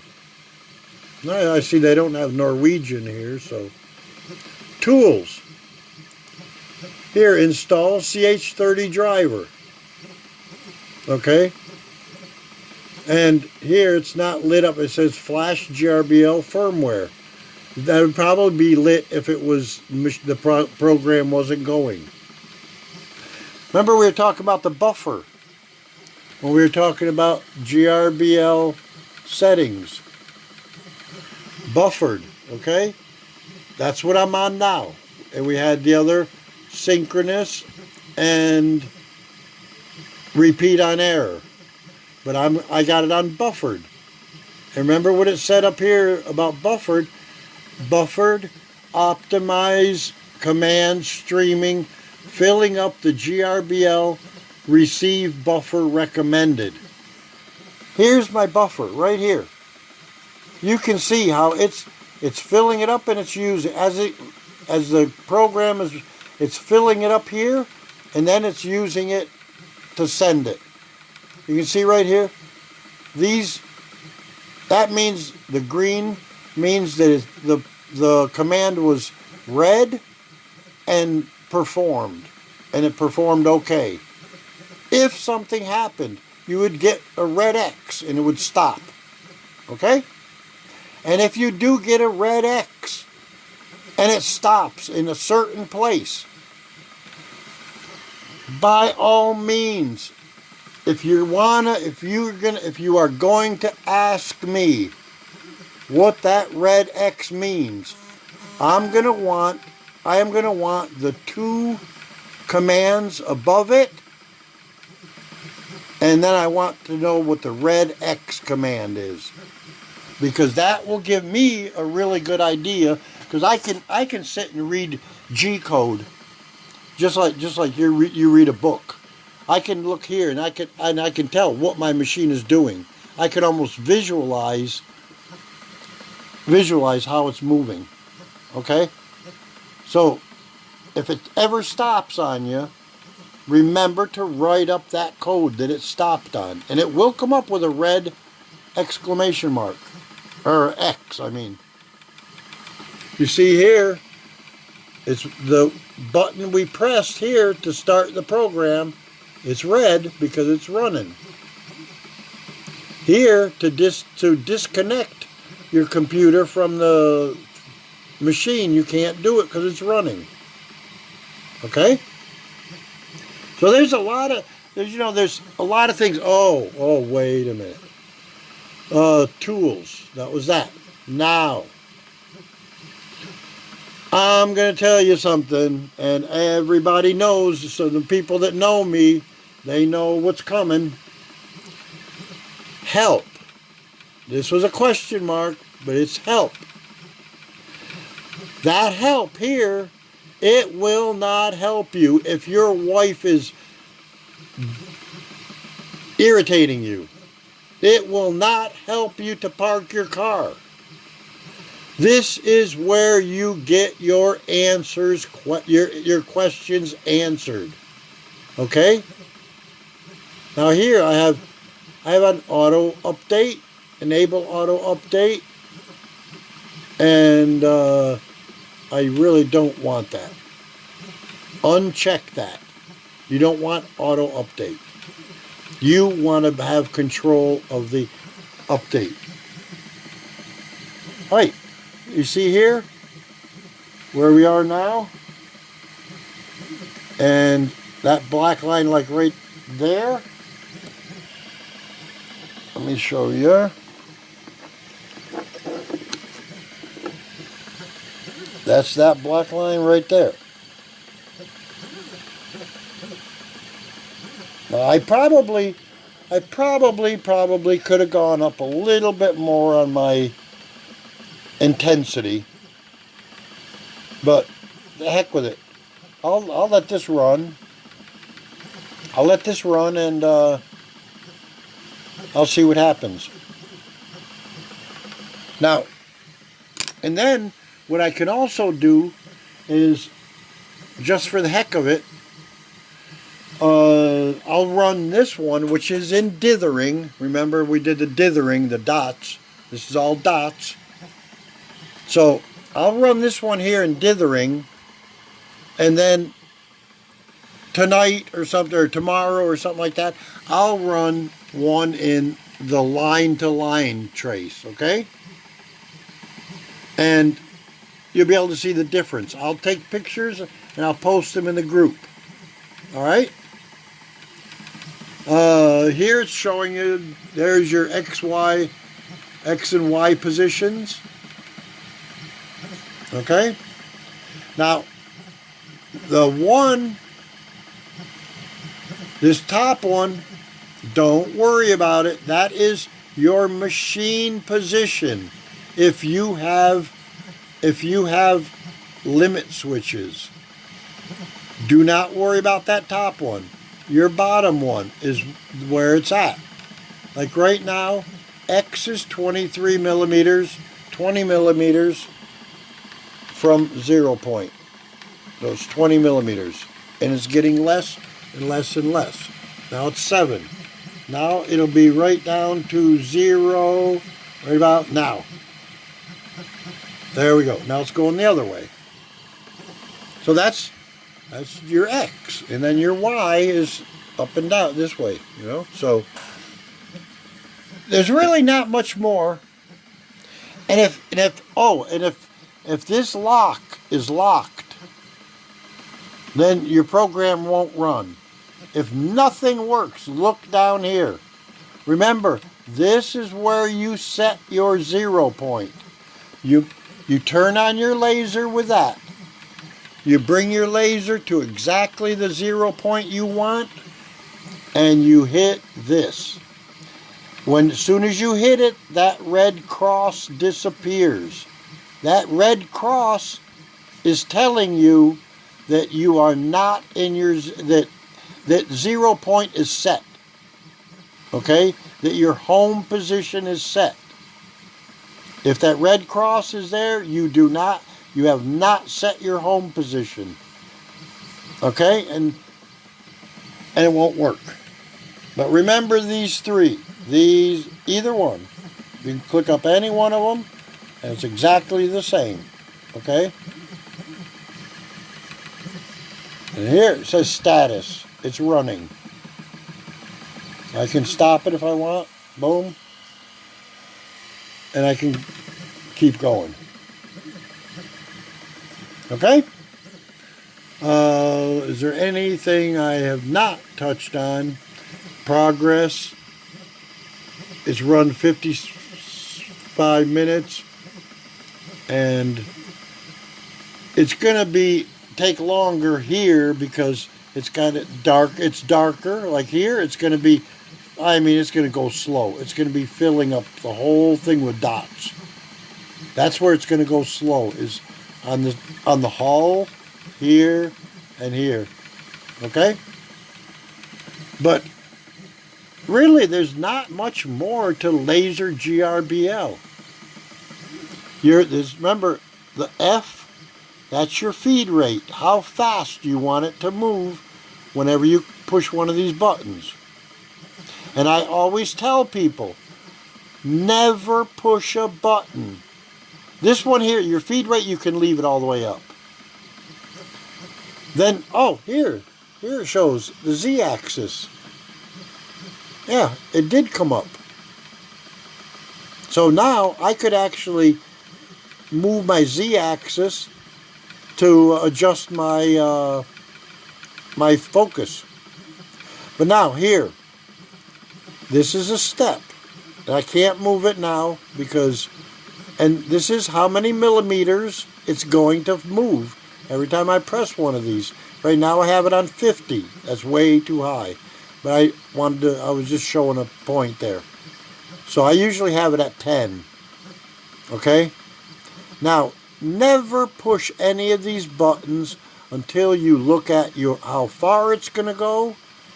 And never push a button until you physically look at your machine and say, okay, I have a lot of room. So I can go to the right. Okay? Anything more? I don't really have anything more. Let me show you something. You know, people are talking about, backer boards for when you're carving. I put this piece of wood on here because I was going to carve it, okay? And I was going to carve all the way through it. But see, what I did, instead of trying to mess around the whole time, instead of trying to mess around with getting a piece of wood, that will fit under here, that will allow my clamps to go in and everything. Why not just do it the simple way? Here's plywood. I cut small pieces of plywood and I just sanded them down so there's no edge on them. Okay? That's all you need, is one little piece under each clamp. And your material is up off the bottom. So backer boards. These backer boards where people are trying to cut big boards to go underneath. Bullshit. Just cut little pieces and have it right up underneath where your clamp is. Now your clamps are, I can take one off here because it's clamped so well down. I must have had. Now, people say these clamps suck. They really do. Unless you modify them. Now, when I say modify them, get a thin piece of plexiglass, and I'll tell you exactly how thin, and it is 2.3 millimeter, or in inches, it is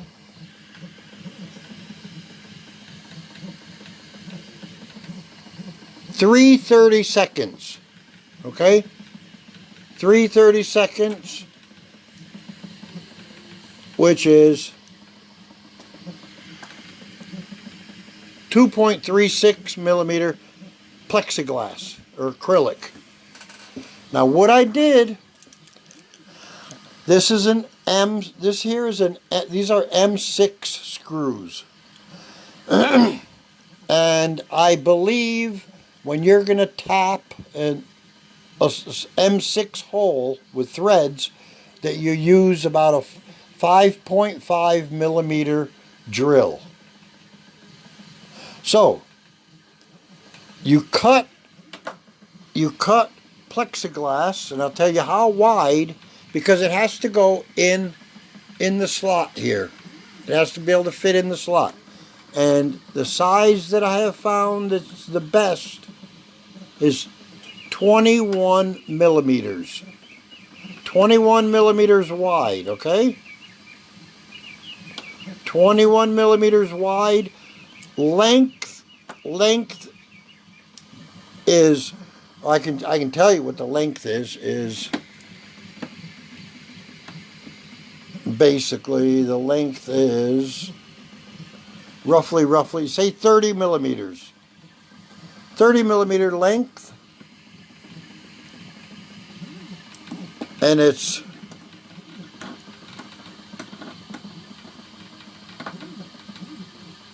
21 millimeters wide. And what you do is, in the center of it, you drill a hole, a 5.5 millimeter hole, and you buy a M6 tap, and you run it down, and you put threads. You put threads in it. And then you screw it right down to the bottom of the screw, tight up against the head here. Now, one thing that you are going to have to do is this screw here, you have to grind some of the head off because it'll be too thick to fit in there. So you have to grind some of it off. Then I went to Lowe's and I bought these here knobs. They are 1/4 inch imperial, regular American size, 1/4 inch. And that is basically almost, it's the same size as an M6, but different threads. So that tap that you used to make the threads on this, take that same tap and just run it down that American threads, and bang, you got 6 millimeter threads. Okay? Now watch, I mean, and the cool part about this the cool part is how easy. I'm going to show you. You just got to get it in here first. Now look at this, okay? I bring it in and I just push it in. The jack screw goes down there. This is your jack screw here. Alright, now I slide. I must have some sawdust or something down there. But now you see here, I can do all this with one hand. I bring my tool, my clamp right up there, and underneath you can see that little sliver of wood right underneath my clamp. And I just leave it like this. And you always want your clamp to basically be parallel with your wood. If it's like this, it's going to be digging into your wood. And if it's like this, it's going to be pushing your wood away. Okay? You want it exactly parallel, basically. And you don't need much, just a little bit. And if you have a piece of that, if you have a backer underneath it, okay, you're up off the bottom. And whenever easel cuts through something, we're talking maybe 1/10 of a millimeter. It's going to go. It's only really going to go down to the bottom, bottom of the wood, okay. But for safety reasons, I bring it up that much. And I don't have to mess with any backer boards, nothing. Just put one little piece under each clamp. So what I did here was I adjust my jack screw so this is up and down so it's parallel with my piece of work. And then with that piece of plastic down there, look at this. I don't even have to use two hands. I can tighten it right up there. And if I want to move this back just a little bit, because what I do is I move my screw back a little bit so it's out of the way. I want as much room here as possible. So right there. Okay? So this is now what we've been getting. Now I'm just going to touch on a few things. Material. Okay? I'm going to turn you around here. Now, materials. Okay? Some materials will not burn. I found that we were testing one time. We were testing and I can't remember who it was, but it was when we first started with laser and stuff like that.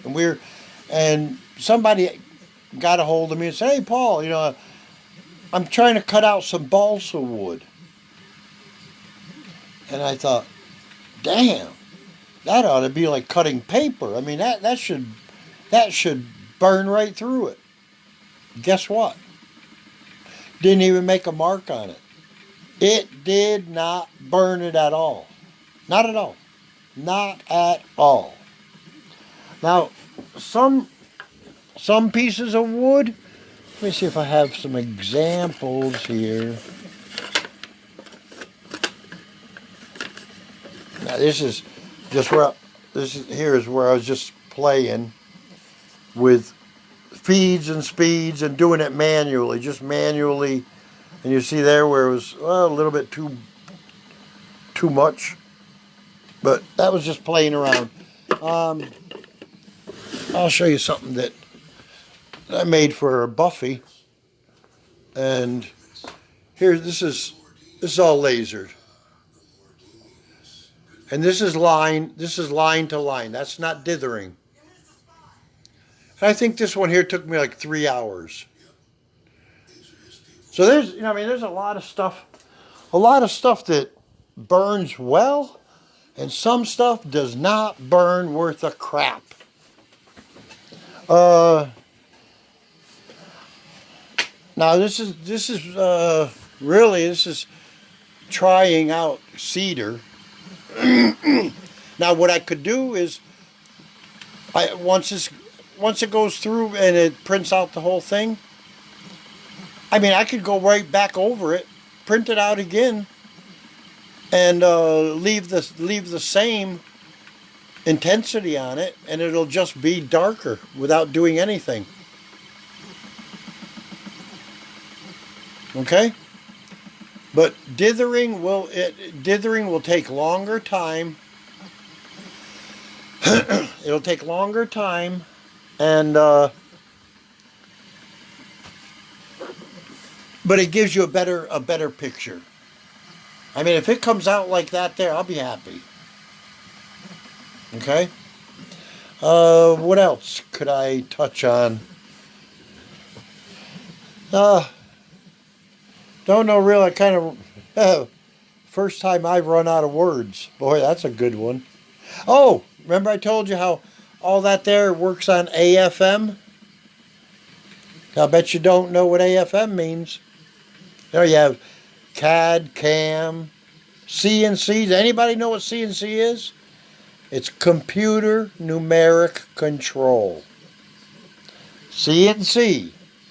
You're taking a computer, you're making numbers, and it's controlling a machine. Simple. Computer numeric control. People said, "Oh, I bought a CNC machine." "Oh, really? How cool." I says, "You know what CNC stands for?" "No." Well, that's what it is. Computer numeric control. Now, AFM. I told you. All that there is AFM. Very simple. All frickin' magic. And that's what it is. It's all magic. And if you do your magic right, you'll get a darn good print. And it's all done with those there. Those and your preliminary drawings. Now, one thing I have not found out how to do. If anybody finds out how to do it, let me know. For example, after you go through all of your adjustments and you say, do it, okay? And it produces that picture. And it looks like crap. And you find out, damn, that's not what I wanted. I have not found out a way to be able to get rid of that picture and do a new one. I've had to go and close it and then open it and then bring in a new picture. Okay? I have not found out how to do it. And I'm talking about the same picture too. After you've done all your adjustments and you say go, okay, and this picture comes up and say you want to use this picture, but it still doesn't look the way you want it. I can't find no way to go back. So if anybody finds out how to do that, that would be really nice. Okay? So I'd like to thank all of you guys for showing up. I enjoyed teaching. You know, it's fun. It's fun. It's rewarding, and it keeps the old ticker going. I mean, I get questions where I got to dig. I mean, I really got to dig in books and to try to find answers. And like I said, I got the 3018 carving machine, the 3018 laser, the 6550 laser, and I do the 3D printers. And now in our group, anybody interested in learning that programming the Arduino board, because man, let me tell you, you can run your whole freaking house with that. You can have it turn lights on, turn your coffee maker on, everything. It can run your house if you program it right. But you have to have different sensors. I have a box. It's called 37 sensors or something like that. You have moisture sensors, distance sensor, where it uses ultrasound. I can build a motion detector in my house. I mean, all those sensors, they're just there to play with. But in this course is done by its inventor, INVENTR.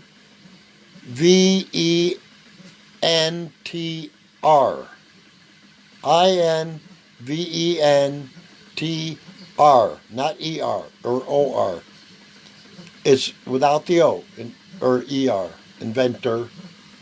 It's R at the end. It's just INVENTR.io. Now he has a group. His name is Austin. And they have a group there. And now you can buy the Arduino board right from his store. And it's cheap. I'm talking like an initial investment of like $40 will get you the equipment you need, the breadboard, the wires, LEDs, everything. And then you have access to the course. And the course is made up, totally structured. It shows you exactly how to put all the wires, where they go, your power, your wires to your drivers and everything. And on your breadboard, and you get resistors, you get LEDs, like just the first program where you actually don't use any wires at all because there's a LED on the board. And you can get it to blink. Just blink. And then by going in and changing your code, you can make it blink quicker. And then the next one is where you put an external LED and you make it blink. And then you build a stop sign, a traffic light, red, green, and red, or red, yellow, and green. And you program it. And it shows you exactly how to do the wires, everything. And then the code is there. Now, mind you, I do not recommend taking the code, copying it, and pasting it, because you will not learn anything. That's just cheating. To do it, sit down and copy the code from the book or from the screen or whatever. You copy it, write it down, and there's a Arduino.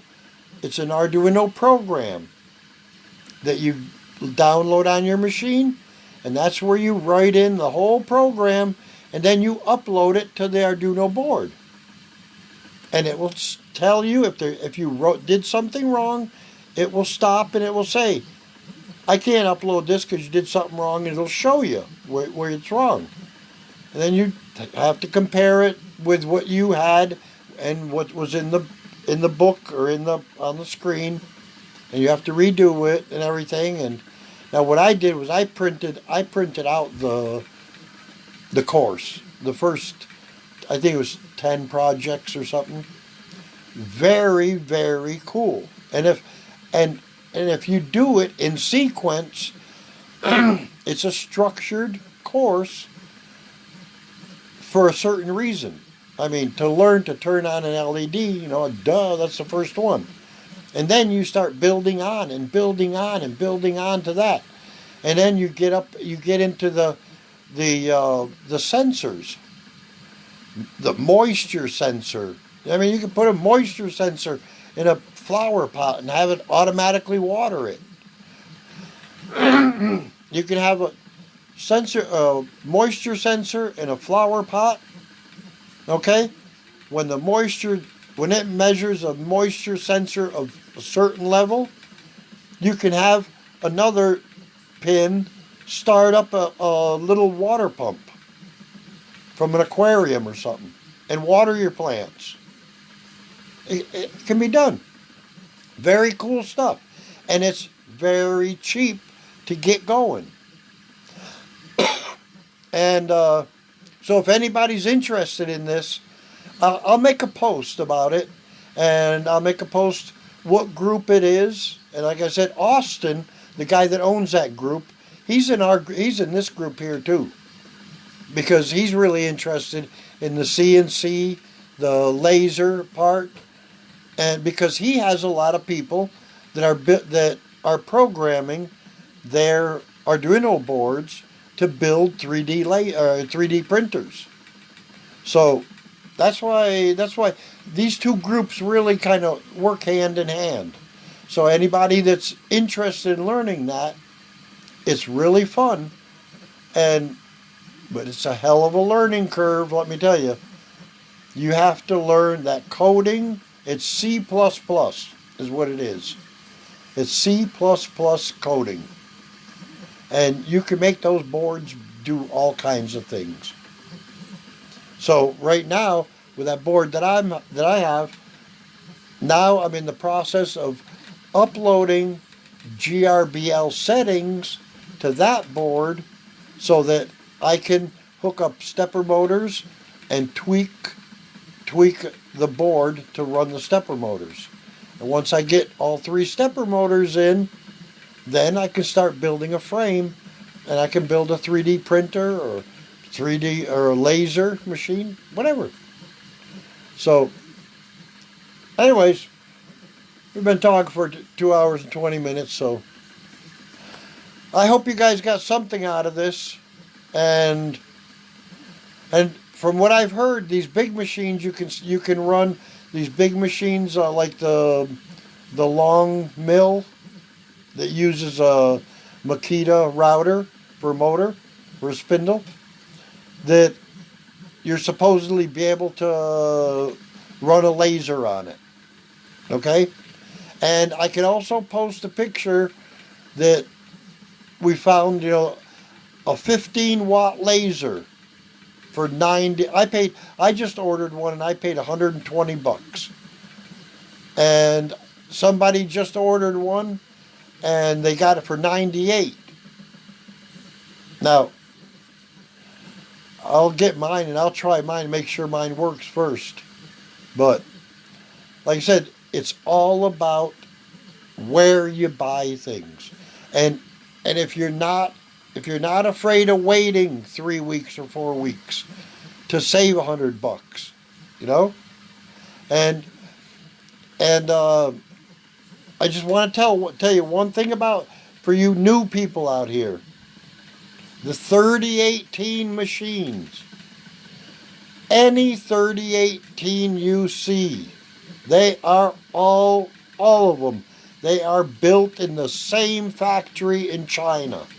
The only difference between them is who sells them, what price they're charging, and what extras they're giving you with it.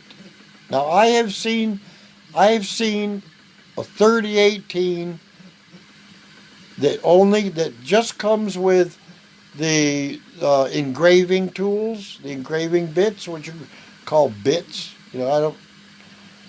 Okay, I won't get into that, but cutting tools, but they're engraving tools. And I've seen a 3018 that comes with those engraving tools for $198. Okay? Where who is selling them for like $289 or something like that. So there's some people that are gouging. Be careful.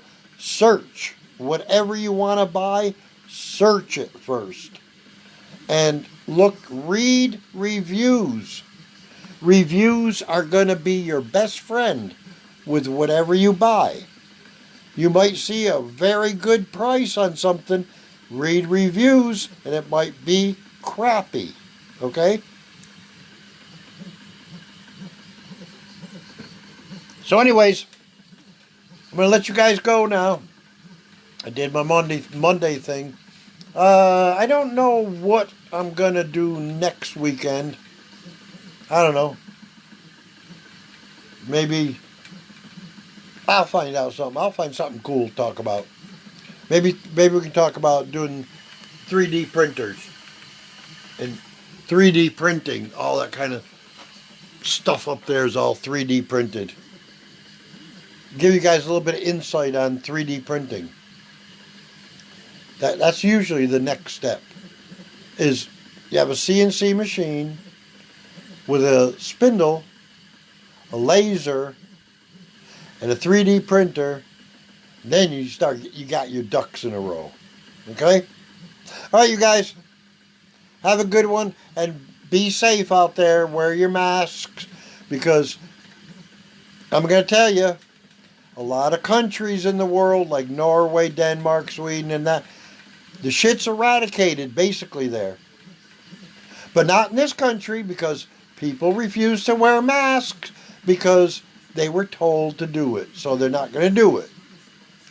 Now, the only thing we can wait for now, wait 2 weeks, and we'll see what the results are after these great rallies.